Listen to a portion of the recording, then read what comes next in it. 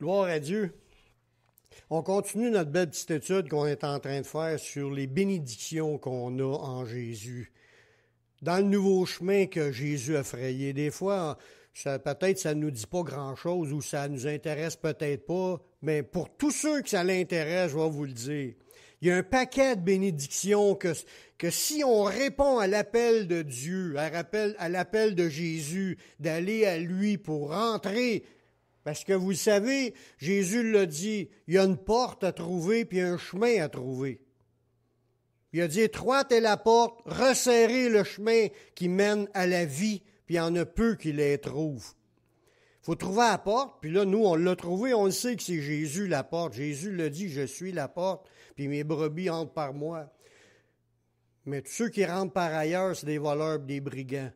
Mais quand tu rentres, il faut que tu trouves le chemin, puis tu demeures dans le chemin. Mais ce chemin-là, c'est le nouveau chemin que Jésus a inauguré à cause de sa mort sur la croix et sa résurrection. Il était le premier à rentrer dans les lieux célestes après sa résurrection, puis il était porté son sang devant le trône du Père.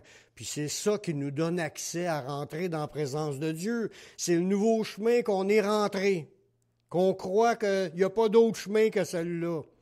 Il y a des chemins larges qui sont les religions, le monde, toutes leurs activités. Ça, c'est le chemin large. Mais le chemin du Seigneur, là, il y a plein de bénédictions. Ce qu'on voit, on va voir aujourd'hui, c'est un sujet qu'on en parle une fois de temps en temps. Le titre, c'est « Yeshua nous a libérés de la malédiction puis de la condamnation ». La condamnation, ça, on en parle très souvent, qu'on n'est plus condamné, on est sauvé, on est en Jésus. Tout ça, on va le voir quand même en certains versets. Mais délivrer des malédictions, ça, on n'est pas toujours conscient de ce qui était sur nos épaules. Parfois, les gens marchent inconscients des malédictions puis de la condamnation qui pèse sur leurs épaules. T'arrêtes sur la rue, demande-les à quelqu'un, tu sais-tu qu'il y a des malédictions sur toi? Le monde ne sait même pas de quoi ce qu'on parle. Pourtant, Jésus est venu pour nous délivrer de nos malédictions. Puis, je ne veux pas faire de paris, là, puis je ne veux pas affirmer des affaires, mais je suis sûr aussi que ce n'est pas tous les chrétiens qui savent qu'il y a eu des malédictions, qu'il y avait des malédictions sur eux avant de venir au Seigneur. Ces malédictions-là sont sur tout l'ensemble de l'humanité. On le sait parce qu'on le voit dans la Bible, c'est écrit. J'en ai déjà parlé, mais j'en reparle encore parce que ça fait partie de l'étude de ce que je suis en train de vous amener, de chacun des points qu'on reçoit, soit de délivrance ou de guérison ou de bénédiction qu'on reçoit en Jésus dans le nouveau chemin. Vous savez que depuis Adam et Ève, il y a plusieurs graves malédictions qui sont tombées sur l'ensemble de l'humanité. Quand on dit des malédictions, c'est maldiction, c'est des paroles, des dictions, c'est des paroles mauvaises. Que quand ils sont prononcées pour tomber sur une ou des personnes, ces paroles mauvaises-là vont tomber puis vont s'accomplir. Surtout si c'est Dieu qui les a données. Des fois, on pense souvent en voyant des films, c'est la sorcière ou le vaudouisant qui lance des malédictions sur les autres, qui sont des mauvaises paroles lancées sur les autres. Ça, on voit ça ailleurs. Mais les malédictions qui viennent du monde, les malédictions sans cause, n'ont pas d'effet sur un enfant de Dieu. Mais les malédictions qui viennent de Dieu, ça tombe sur n'importe qui. Puis ça, quand c'est tombé là, ça demeure, puis ça s'accomplit. Ça ne peut pas ne pas s'accomplir. Fait que Dieu en avait lancé plein de malédictions, des mauvaises paroles, qui sont des conséquences. C'est des conséquences qui demeurent. Mais Dieu nous a donné un seul moyen pour s'en sortir. Une seule manière pour pouvoir sortir, pour être délivré de ces malédictions-là. Pour en énumérer quelques-unes, on va regarder certains passages qui viennent de la Genèse, là. Une des plus grosses malédictions qui est tombée sur l'humanité en entier, puis là, en réalité, ils ont tombé sur tout le monde, là, mais Je peux me répéter que ça tombe sur l'humanité en entier parce que, en disant ça, je veux qu'on réalise que tout le monde que tu vois se promener sur la rue, ça en est des gens qui sont sous la malédiction. Puis le pire, c'est que tout le monde aussi qui sont assis dans l'Église du Seigneur, qui sont sauvés aujourd'hui, étaient sous ces malédictions-là aussi. La mort spirituelle. Ça nous a été donné là, à toute l'humanité. C'est la pire. D'être déconnecté d'avec Dieu. C'est une malédiction, ça. La mort, quand on dit mort là, d'une personne qui meurt, c'est que son âme est sortie de son corps. Ça, c'est la mort physique. Mais quand on parle de la mort spirituelle, c'est Dieu qui n'est pas en communion avec une personne. C'est une personne qui est séparée de la présence de Dieu. C'est un vivant qui est mort spirituellement. Il est déconnecté d'avec Dieu. Un corps, qu'un âme qui est déconnecté de son corps, qui est mort, il est appelé mort. Un humain qui n'est pas en communion avec Dieu, qui est séparé d'avec Dieu, c'est un mort spirituellement parlant. Quand que Dieu avait dit à Adam et Ève, le jour où tu en mangeras, tu mourras. Ils ont resté debout, puis ils se parlaient encore. Mais Dieu ne parlait pas de la mort physique, là. Il parlait de la mort spirituelle, le fait d'être déconnecté d'avec Dieu. C'est ça qu'ils ont eu. Puis le pire, c'est que cette mort-là, c'est une malédiction. Dieu leur a dit qu'il va arriver ça comme conséquence si vous en mangez. C'est ce qui est arrivé, puis ça s'est étendu sur l'ensemble de l'humanité. L'ensemble de l'humanité vient au monde séparé d'avec Dieu. L'ensemble de l'humanité. C'est pour ça que la Bible elle nous parle que tu peux naître de nouveau, puis tu naître d'en haut, puis recevoir le Saint-Esprit. C'est parce que tu ne l'as pas. Tu ne l'as pas à la naissance. Oui, il a pu te parler pareil depuis ta naissance, il a pu te dire des affaires, Dieu, mais on était tous des âmes déconnectés d'avec Dieu, puis ça, c'est la mort spirituelle, puis l'ensemble de l'humanité vit cette malédiction-là qui s'est répandue sur tous. Dans Genèse 2,16, l'Éternel Dieu donna cet ordre à l'homme, « Tu pourras manger de tous les arbres du jardin, mais tu ne mangeras pas de l'arbre de la connaissance du bien et du mal, car le jour où tu en mangeras, tu mourras. » Et effectivement, ils ont été séparés d'avec Dieu cette journée-là. Dieu pouvait continuer à leur parler. Ça n'empêche pas que Dieu leur parlait, mais ils étaient séparés d'avec Dieu. Ils ont perdu leur communion intérieure de leur esprit avec Dieu. C'est ça la séparation, c'est la mort spirituelle. La Bible parle de plusieurs sortes de morts, là, mais ça, c'est pas le but d'aujourd'hui. Mais ce qu'on regarde aujourd'hui, c'est différentes malédictions qui pèsent sur chaque individu. Une autre malédiction qui a été donnée depuis à cette période-là, les souffrances pour l'enfantement, des problèmes relationnels entre l'homme et la femme, c'était d'autres malédictions que Dieu a prononcées. Dans Genèse 3,16, Dieu a dit à la femme, « J'augmenterai la souffrance de tes grossesses, tu enfanteras avec douleur, tes désirs se porteront vers ton mari, mais il dominera sur toi. » Ça a créé un effet, un impact dans les foyers. C'était plus pareil comme avant, comme les deux se voyaient, les deux s'aimaient. Tu as deux tourtereaux qui marchent ensemble, puis il n'y a pas de combat, de conflit entre les deux. Mais à partir de là, il y a eu quelque chose que Dieu a prononcé, puis que ça a fait que les femmes ont plus de douleur quand ils enfantent, puis un autre, c'est les désirs de la femme à vouloir embarquer par-dessus son mari, puis l'autre, que l'homme qui domine sa femme, puis il y en a que c'est à coup de poing et à coup de pied. Mais tout ça, c'est des conséquences. C'est pas Dieu qui fait ça, mais c'est Dieu qui a prononcé ces choses-là. Si ça n'aurait pas été ça, ça n'aurait pas arrivé, ces choses-là. S'il n'y aurait pas eu la désobéissance, ça n'aurait pas arrivé. C'est des conséquences. Les malédictions, c'est des paroles que Dieu a prononcées puis qui ont amené des conséquences négatives dans la vie de toute l'humanité. Une autre malédiction qui a été dit, c'est que le sol sera maudit. que le travail sera difficile à gagner notre pain.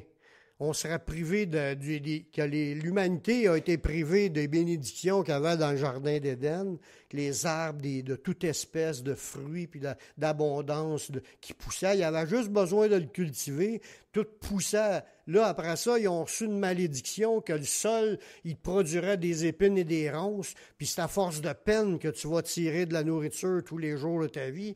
Puis tout ça, ça a été sur l'ensemble de l'humanité depuis le début. Alors, regardez bien. Puis en plus de ça, dans le même texte-là, ça parle aussi de la mort physique de l'humain, qu'il est tanné de poussière, puis il était pour retourner dans la poussière. C'était une autre conséquence qui était donnée à l'humanité. Dans Genèse 3, 17, ça nous dit, « Il dit à l'homme, puisque tu as écouté la voix de ta femme et que tu as mangé de l'arbre au sujet duquel que je t'avais donné cet ordre, tu n'en mangeras point. Le sol sera maudit à cause de toi. » On voit là-dedans que la malédiction venait de Dieu, puis Dieu a maudit le sol. Il a lancé une parole qui fait que le sol, ça ne sortait plus comme dans le jardin d'Éden. Ça ne poussait plus de même. Là, c'était force pour pouvoir faire sortir quelque chose de bon. Il dit, c'est à force de peine que tu retireras ta nourriture tous les jours de ta vie. Fait que l'humanité en entier là, a souffert de la faim. Là, aujourd'hui, ici, dans notre pays, on a un pays qu'on appelle un pays d'abondance, mais il ne faut pas oublier que notre abondance est due à l'endettement. C'est de l'endettement du gouvernement pour produire un paquet d'abondances qui sont virtuelles dans un sens. Parce qu'on n'a pas les moyens de payer tout ce que le gouvernement endette pour qu'on vive cette abondance-là. C'est une abondance artificielle. L'argent rentre, même si tu ne travailles pas. C'est pas normal. Ça n'a jamais été de même. C'est rien que dans les 50 dernières années, là, je dis 50, c'est un chiffre à peu près, là. Ça fait pas si longtemps que ça. Avant ça, nos grands-pères travaillaient fort pour cultiver, puis nos arrière-grands-pères encore plus, puis tout était à mitaine, là, couper le bois, puis rentrer le bois, puis chauffer l'hiver, puis tout était dur. La vie a été dure à travers tous les siècles. Puis si on va dans d'autres pays, on va en trouver présentement des pays qui n'ont pas d'argent, qui ne s'endettent pas, mais ils n'ont rien. Puis ils ont de la misère à avoir un repas par jour. Ça existe aujourd'hui. Puis ça, c'est les conséquences de la malédiction de Dieu sur l'humanité à cause du péché d'Adam et Ève. C'est grave. Puis là, regardez dans le texte où on est rendu, dans le verset 23, il dit « Et l'Éternel Dieu le chassa du jardin d'Éden pour qu'il cultivât la terre d'où il avait été pris. C'est ainsi qu'il chassa Adam, puis qu'il met en orient du jardin d'Éden les chérubins qui agitent une épée flamboyante pour garder le chemin de l'arbre de la vie. » Fait qu'ils ont été jetés dehors, ils ont été éloignés, puis ils ont été même empêchés de pouvoir à retrouver ce chemin-là pour retourner dans le jardin. Ils étaient sur une malédiction. Dieu les avait privés de retourner là. Puis dans un autre verset autour de cela, il dit, non, attendez, non, une minute, je vais peut-être... Au verset 18, il dit, « Te produira des épines et des ronces, tu mangeras de l'herbe des champs, c'est à la sueur de ton visage que tu mangeras du pain, jusqu'à ce que tu retournes dans la terre d'où tu as été pris, car tu es poussière, puis tu retourneras à la poussière. » C'est là qu'il fallait qu'il travaille fort, qu'il cultive, à force de peine et de misère, au lieu que ça pousse quasiment tout seul, juste en prenant les grains, puis ça s'aurait poussé tout seul. On aurait été dans une abondance extraordinaire. Aujourd'hui, c'est dans la misère, puis la pauvreté, puis il y a bien des places qui ne mangent pas. Puis en plus, la malédiction de dire « Tu es poussière, tu vas retourner en poussière », il était condamné à finir par mourir. En étant privé de l'arbre de vie, il n'a pas le choix, son corps s'est usé, puis il a fini en retournant dans la poussière. On était aussi privé du jardin de délices, privé de l'arbre de vie qui nous donne la vie éternelle terrestre. Ça, c'est encore des malédictions que tout l'ensemble de l'humanité a eues. Puis Dieu dit, dans le verset 22 de ce même paragraphe-là. C'est au chapitre 3 de Genèse, c'est là qu'on voit toute l'histoire d'Adam et Ève, puis les conséquences qu'ils ont eues. L'Éternel Dieu dit, « Voici l'homme est devenu comme l'un de nous pour la connaissance du bien et du mal. Empêchons-le maintenant d'avancer sa main, puis de prendre de l'arbre de la vie, puis d'en manger, puis de vivre éternellement. » Fait qu'il y avait une possibilité de vivre dans notre corps une vie éternelle. Mais ils en ont été privés, puis ils ont été chassés du jardin. Puis c'est là, dans le texte que je l'ai lu tantôt, l'Éternel Dieu chassa du jardin d'Éden pour qu'il cultivât la terre d'où il a été pris. Puis c'est ainsi qu'il chassa Adam, puis il met en l'Orient les chérubins pour garder le chemin, pour les empêcher de revenir. Ils ne pouvaient plus prendre de l'arbre de la vie, puis de vivre éternellement. C'est des malédictions graves, parce que c'est des malédictions qui amènent à la mort. Mort spirituelle, mort physique, puis ça vient de s'éteindre. En plus de ça, on voit dans les révélations qu'en plus de ça, un retour à la vie pour le jugement. Si on voit ça dans les révélations plus loin, pour être jugé puis d'être condamné à l'étang ardent de feu et de soufre pour ceux qui sont morts séparés d'avec Dieu, puis que l'ensemble de l'humanité sont venus au monde séparés d'avec Dieu. L'apôtre Paul, lui, a fait une comparaison entre les conséquences du péché d'Adam puis l'œuvre de Christ. Dans Romains 5, le verset 16. L'apôtre Paul, il dit, il n'y en est pas du don du Seigneur comme de ce qui est arrivé par un seul que péché. Là, on parle d'Adam et Ève. Il est en train de comparer Adam, là, un seul que péché, puis il y a eu plein de conséquences graves. Ces malédictions-là sont sur l'humanité. Car c'est après une seule offense, l'offense d'Adam, que le jugement est devenu condamnation. Une seule offense, l'offense d'Adam, a amené une condamnation complète. Puis là, il continue, tandis que le don gratuit devient justification après plusieurs offenses. Là, il parle de l'œuvre de Jésus, que même si tu en as fait plusieurs offenses, bien, tu vas être justifié, même après en avoir fait plusieurs. Mais la malédiction a commencé juste après une seule offense. Puis là, il continue dans son idée. Si par l'offense d'un seul, la mort a régné par lui seul. Un seul qui a fait une offense, Adam, puis la mort a régné. À plus forte raison, ceux qui reçoivent l'abondance de la grâce et du don de la justice régneront-ils dans la vie par Jésus-Christ seul. Là, on voit que la bénédiction est bien plus grande sous Jésus que ce qui est arrivé là. Ainsi, par une seule offense, la condamnation a atteint tous les hommes. Une seule offense. La condamnation a atteint tous les hommes. Tous les hommes sur cette terre sont sous cette malédiction. Un seul péché, Adam, a amené une condamnation sur tous les hommes. Tout le monde vient au monde condamné. À cause d'Adam, c'est ce qu'on appelle, pas nous, là, mais l'Église catholique appelle ça le péché originel. Mais ça existe dans cette vision-là des choses, que le péché de l'origine, le péché d'Adam, a amené une condamnation sur tout l'ensemble de l'humanité. Puis je vous disais tantôt que l'ensemble de l'humanité est sous des malédictions et la condamnation. Puis personne ne le sait. On ne le savait pas avant d'être chrétien. On l'a su en lisant la Bible, puis en écoutant les enseignements. On ne le savait pas. Tout le monde est dans l'ignorance des malédictions de Dieu qui sont sur l'humanité. Mais Dieu nous a donné le moyen de s'en sortir. Ainsi donc, comme par une seule offense, la condamnation atteint tous les hommes, de même par un seul acte de justice, la justification qui donne la vie s'étend à tous les hommes. C'est offert à tout le monde de pouvoir être justifié à cause de l'œuvre de Jésus. C'est trop conditionnel à ce qu'on y aille le chercher, puis qu'on garde cette foi-là jusqu'à la fin. Car par la désobéissance d'un seul homme, beaucoup ont été rendus pécheurs. De même, par l'obéissance d'un seul, beaucoup seront rendus justes. Gloire à Dieu. C'est ça le nouveau chemin, la possibilité qu'on a de pouvoir être déclaré juste, de pouvoir être libéré de la condamnation, être libéré des malédictions. C'est grâce à Jésus qu'il y a une possibilité. La condamnation atteint tous les hommes. En plus, l'humanité est contaminée par les malédictions dues à nos propres péchés.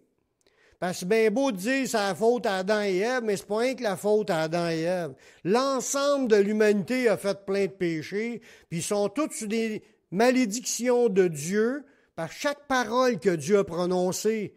S'ils ne sont pas sauvés, ils sont sous les malédictions de Dieu, les paroles mauvaises. Alors, regardez bien dans 2 Pierre 2,14, ça parle de certains, des personnes pécheresses, là. Ils ont les yeux pleins d'adultère et insatiables de péché. Les gens ne sont pas capables d'être rassasiés à dire « j'en ai assez fait de péché ». Ils en font toujours plus de péché. Mais il amorce les hommes mal affermis, ça veut dire qu'il essaye d'attirer les chrétiens à lâcher d'être chrétiens et à retourner dans leur péché. Ils ont le cœur exercé à la cupidité. C'est des gens qui pensaient qu'à s'enrichir, à vivre le gros luxe. Ce sont des enfants de malédiction. On voit que l'ensemble de l'humanité qui marche sans Dieu puis qui marche en dehors du chemin de Dieu, ils sont des enfants de malédiction. Par Dieu. Je ne parle pas nécessairement par le diable. La Bible a dit que nous étions tous des enfants de colère dus à nos péchés et à nos iniquités. Il ne faut pas penser qu'on est meilleur que les autres. Je le répète souvent, c'est avec cette idée-là, pour enlever tout orgueil de nos cœurs, de nos pensées. On n'est pas mieux que les autres. On est à 100% pareil, puis c'est une grâce qui nous a été faite de sortir des conséquences de ce que c'était. Éphésiens 2,3, ça dit « Nous tous aussi, nous étions de leur nombre. Nous tous aussi, nous étions de leur nombre, et nous vivions autrefois selon les convoitises de notre chair, accomplissant les volontés de notre chair et de nos pensées. » Parce qu'on a deux volontés qui mènent l'humain, la chair et nos propres désirs, notre propre pensée. Et nous étions par nature des enfants de colère comme les autres. On était sous la colère de Dieu comme les autres. Ça veut dire que les malédictions et la condamnation étaient sur nous comme les autres. On n'est pas meilleur. Beaucoup de personnes sont conscientes de leur état de pécheur. Parce que là, à un moment donné, on a quand même la connaissance du bien et du mal, même si cette connaissance-là est défaillante sur bien des points, là, elle ne connaît pas toute notre sensibilité à discerner individuellement le bien et le mal, là, par notre connaissance du bien et du mal humaine, là, est limitée. Ben on n'aime pas ce qu'on n'aime pas se faire faire, puis on aime ce qu'on aime faire. On est limité à comment est-ce qu'on voit les choses. Si ça ne nous affecte pas, on s'en fout, mais pourtant Dieu a bien déclaré des choses qu'il ne veut pas que personne touche à ça, mais ouais, puis là ils vont dire il faut en prendre, il faut en laisser, ou bien ça c'était dans ce temps-là, fait qu'on trille. Le monde trille avec leur conscience du bien et du mal. Mais il y en a qui sont quand même conscients qu'ils ont volé la semaine passée quelqu'un de leur chum, puis il leur a reproché. Mon cher, tout de suite, a oublié nos crimes. Hein? On ne veut pas y penser. Mais il y en a des fois qu'ils pensent à leurs crimes, puis ça les suit. Puis il y en a qui, en plus, ils ont une conviction de péché produite par le Saint-Esprit, il veut les amener à la repentance. Fait que, il y a différents degrés de soit d'acceptation ou de combat dans le cœur des gens face à leurs propres péchés. On n'est pas tous pareils. Il y en a qui ça ne les dérange pas. Ils ont tué du monde, puis ils sont prêts à en tuer d'autres. Puis il y en a d'autres qui ont de la misère à tuer une mouche parce qu'ils pensent que c'est mal. C'est vrai. Il y a beaucoup de personnes qui sont conscientes de leur état de péché, puis cela est marqué dans leur conscience du bien et du mal. Dans Tite 1,15, Ça dit, tout est peu, c'est Dieu qui déclare ça, là. Tout est peu pour ceux qui sont peu, mais rien n'est pur pour ceux qui sont souillés et incrédules. Leur intelligence et leur conscience sont souillées. Ça veut dire, souillé, ça veut dire sale. Leur intelligence est sale, puis leur conscience est sale. Même s'ils s'en rendent pas compte, même s'ils l'avouent pas, les gens, il y en a qui sont conscients que certaines affaires marchent, certaines affaires ne marchent pas dans leur vie. Mais pour Dieu, tout est sale. Tout est sale. Dieu, quand une personne ne suit pas Dieu, parce qu'elle ne s'est pas engagée, peu importe ton degré de mal que tu acceptes dans ta vie, même s'il y en a qui disent, oh, je fais juste compter une petite menterie blanche, une petite menterie blanche de temps en temps, juste pour essayer des fois pour m'en sortir. Puis ils pensent que c'est blanc, mais pour Dieu, c'est pas blanc, c'est souillé, c'est sale, c'est un mensonge, c'est un des 10 commandements de Dieu. Mais le péché est dans le monde, puis Dieu il déclare tous ceux qui ne sont pas sauvés, il les déclare sales, intelligence et conscience sales. En plus, les gens ne savent pas qu'ils sont dans un état de condamnation. Ils s'en rendent même pas compte. Pourquoi j'accepterais Jésus? Je suis correct. Oh, Dieu est tellement bon, il va pardonner tout le monde. Tous c'est les faux raisonnements que le monde essaye de justifier avec ça. Ça fait juste démontrer leur ignorance de ce que Dieu a déclaré. Dieu a déclaré que l'ensemble de l'humanité sont coupables. L'ensemble de l'humanité est dans le péché. Le péché est entré dans le monde par le péché, la mort. Puis la mort s'est étendue sur tous les hommes. C'est un autre verset. Même si on pense qu'on est correct devant Dieu, c'est juste parce qu'on est ignorant de ce que Dieu a déclaré. On se fie à ce qu'on pense plutôt de se fier à ce que Dieu écrit dans sa parole. Dieu, il déclare dans Marc 16, « Celui qui croira puis qui sera baptisé, se baptiser, ça veut dire qu'il s'est engagé à suivre Jésus, là, il va être sauvé. Mais celui qui ne croira pas sera condamné. » On voit que la condamnation est automatique sur tous ceux qui ne veulent pas suivre Jésus. Pas le choix. On ne peut pas nier cela, c'est écrit. Dieu l'a donné, cette déclaration-là, puis on voit que l'ensemble de l'humanité qui ne suit pas Dieu sont sous la malédiction, puis en plus sous la condamnation. D'autres essaient d'être pardonnés puis libérés par la loi de Moïse. On se retourne à la loi de Moïse, mais on a commencé à pratiquer les 613 préceptes. On revient souvent aussi sur cette idée-là. Mais ceux qui pensent à retourner se faire circoncire puis de pratiquer la loi de Moïse, mais ils aggravent le cas. Parce qu'en plus d'être sa malédiction d'Adam et Ève, ça dit dans Galates 3,10, « Car tous ceux qui s'attachent aux œuvres de la loi sont sous la malédiction. » Fait qu'ils pensent de retourner à la loi de Moïse, disent « Je vais pratiquer les 613 préceptes puis je vais être sauvé. » Non, parce que ça, c'était juste pour montrer c'est quoi qui était péché. Fait que la minute que tu penses d'être sauvé par ça, puis tu vas te rendre bien vite compte que tu n'es pas capable de pratiquer les 613 préceptes, mais automatiquement, tu es sous la malédiction. Une autre malédiction de plus qui se rajoute parce que la loi de Moïse n'a jamais sauvé personne. Ça a toujours été la foi qui sauve et non pas la loi. Abraham, il était sauvé par la foi. C'est par la foi que Dieu a décidé d'établir le salut et non par la loi. Je ne dis pas qu'en Jésus, il n'y a pas de loi. Il y a des lois, mais ce n'est pas la loi de Moïse qui sauve. C'est la loi de Christ qui est croire dans l'œuvre accomplie du Messie, puis de s'engager à le suivre lui.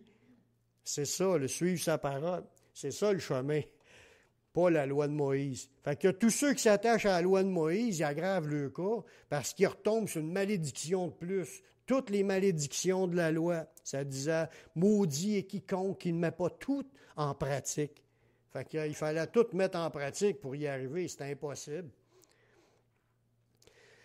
D'autres y essayent par des rituels ou des religions à obtenir une purification de leur conscience. Ils savent qu'ils sont pécheurs, puis ils pensent qu'avec leur religion, ils vont finir par obtenir des pardons. Ils vont voir le curé, ils confessent toute leur série de récitations des mêmes péchés à tous les semaines. Puis des fois, on ne sait même pas c'est quoi que Dieu a déclaré c'est un péché. Ils ne savent pas, on ne les sait pas, ils sont ignorants. Dieu, il se fie à ce que leur conscience dise, mais s'il lira la Bible, il verra le premier péché, c'est de ne pas suivre Dieu.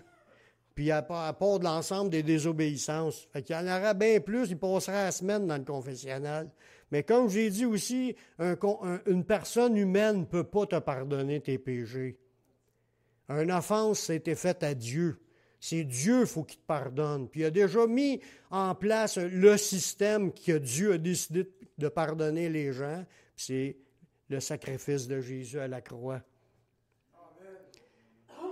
Fait que tous les rituels puis les religions de purification, là, puis toutes les abstinences qui peuvent se mettre comme de jeûner ou de se fouetter, peu importe ce qu'ils se font pour essayer de gagner à faveur de Dieu, ça ne sert à rien. Dans Colossiens 2, 22, c'est l'apôtre Paul qui enseigne ça. Il dit des préceptes qui sont là, qui ajoutent des préceptes, puis en mettent des préceptes. Ça, c'est des règlements dans leur religion. Ils tous deviennent pernicieux par l'abus et qui ne sont fondés que sur les ordonnances et les doctrines des hommes. C'est toutes ces lois-là d'Église qui ont rajouté pour que ce soit pour la purification, le méthode ou le sacrifice de messe, ou peu importe ce que la religion enseigne, là. Ils ont à la vérité une apparence de sagesse en ce qu'on indique un culte volontaire, de l'humilité et du mépris du corps, mais ils sont sans aucun mérite, puis contribuent à la satisfaction de la chair. Ça ne sert à rien, les préceptes d'hommes. C'est pas Dieu qui a dit de faire ça, ça ne sert à rien. Puis la seule manière de savoir c'est quoi que Dieu dit, c'est de lire la Bible. Lire le Nouveau Testament, c'est là-dedans que tu sais ce que Dieu demande. Si t'as beau inventer ta religion, puis d'inventer des préceptes, puis des nouvelles méthodes, puis tout ça ne sert à rien. Ça ne sert à rien qu'à satisfaire la chair. Dieu ne demande pas ça, il demande à suivre. Jésus a dit, suis ma parole. Toutes les œuvres charnelles ne libèrent pas des malédictions de Dieu, puis en plus, ça ne libère pas de la condamnation que Dieu a déjà déclarée sur l'humanité. Mais quand on parle du moyen que Dieu a donné pour qu'on puisse être sauvé, là, dans le nouveau chemin là, que Jésus a accompli, ça nous dit, la Bible elle dit que Jésus a pris sur lui notre malédiction. C'est là que ça rentre le principe. On était tous des gens maudits sous des mauvaises paroles que Dieu nous condamne.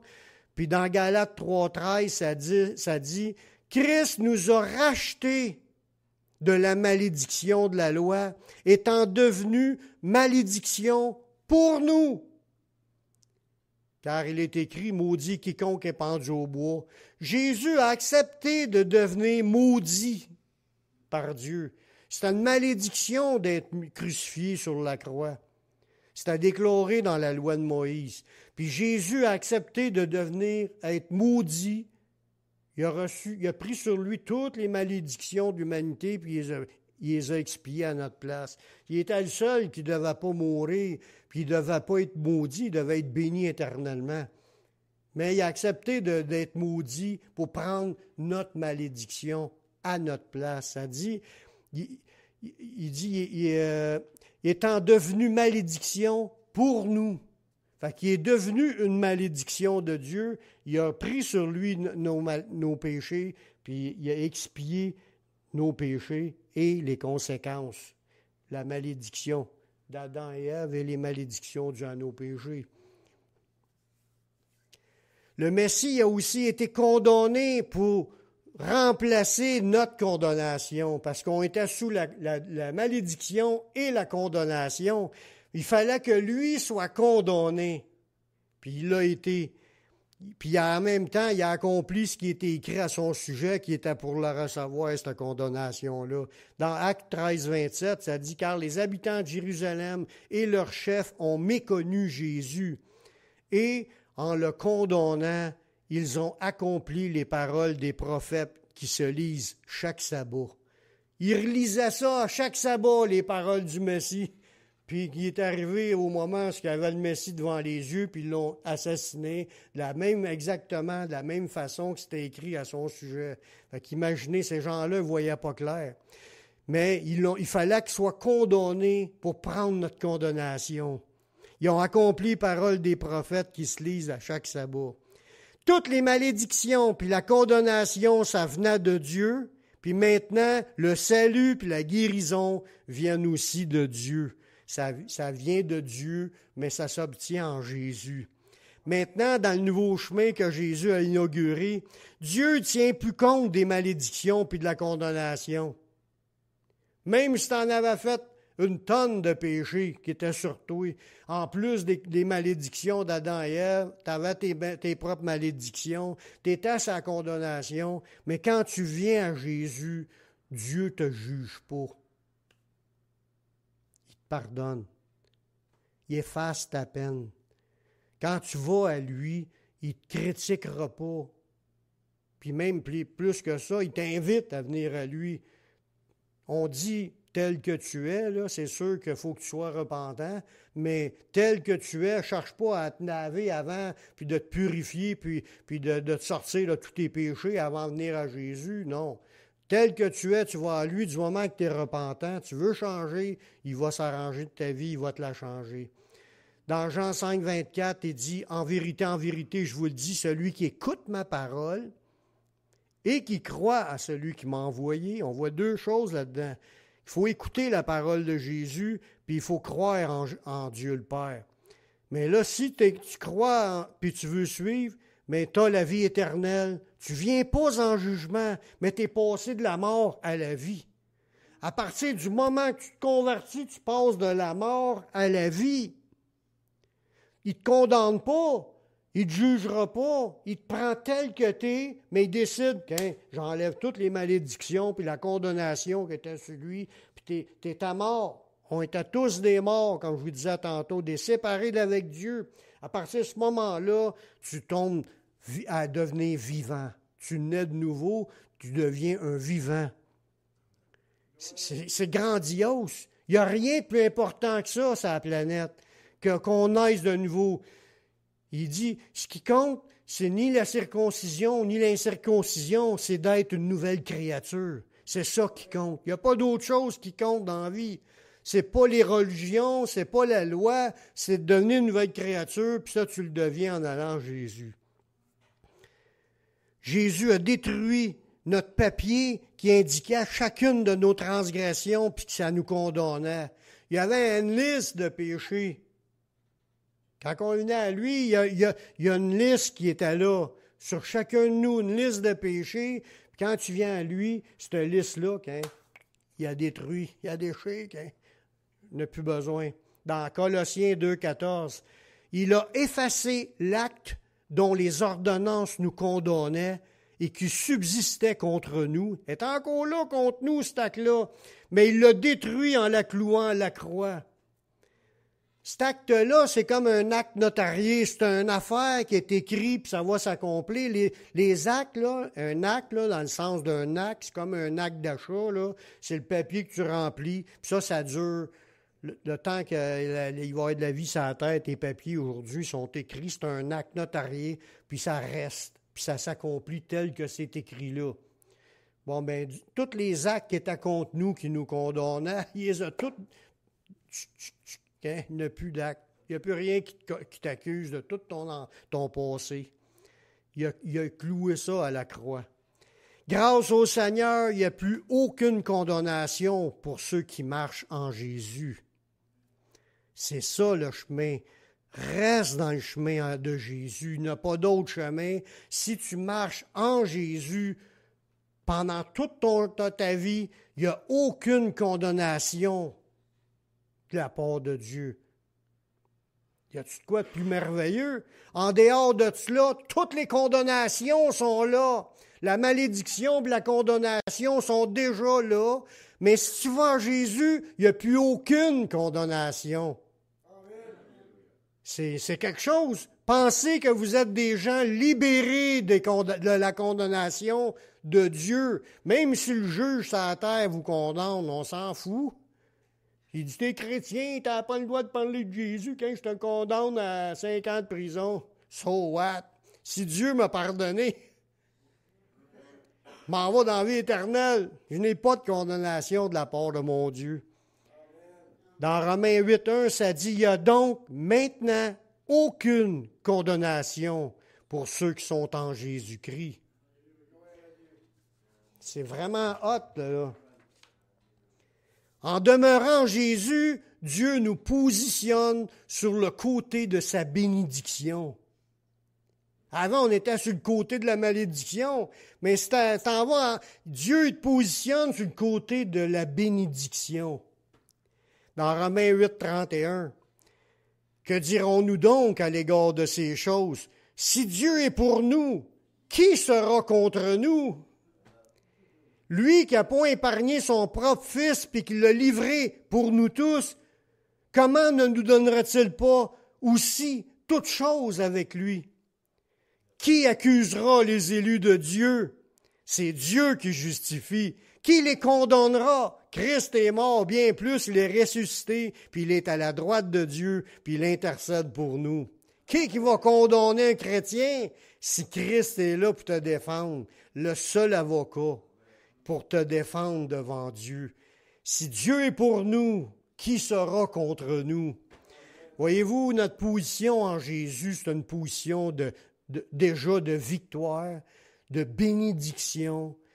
Si Dieu est avec toi, parce que tu as décidé d'embarquer dans son chemin, il n'y a qu'un seul chemin. On a embarqué dans son chemin, Dieu a décidé qu'il enlève les malédictions, il enlève la condamnation, puis il a décidé de commencer à te bénir. Puis en plus de ça, il va être avec toi, même pour te défendre s'il y en a qui essayent de t'accuser. Il y en a-tu qui nous accusent? Le diable nous accuse. Il nous trouve des défauts. Oh oui, il sait que j'en ai, il n'a pas envie de me le dire. Demande à ma femme, elle me dit, on en a tous. On n'est pas parfait, mais Dieu les connaît aussi, puis Dieu, quand tu lui demandes pardon, il te les pardonne à mesure, tout est effacé, il n'y a pas de condamnation, puis il a hâte au jour qu'on arrive devant lui pour nous prendre avec lui, puis nous bénir bien comme il faut pour l'éternité. Puis on va le like. Amen. On va faire une prière pour clore là. Seigneur, je te remercie de ton œuvre que tu as accomplie à la croix. Nous sommes vraiment conscients de tout ce que tu as accompli par ta mort et ta résurrection. Tu as pris sur toi notre malédiction et notre condamnation. Tu as accepté de devenir maudit, puis tu as accepté de devenir condamné à notre place pour nous.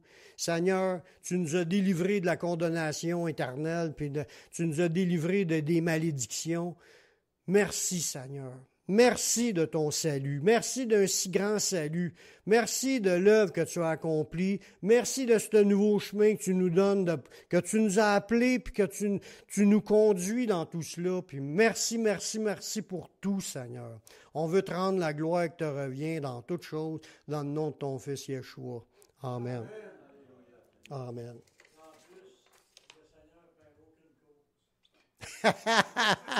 C'est vrai. Si le juge est sur ton bord, pas en plus l'avocat, c'est l'avocat de la couronne. Oublie ça.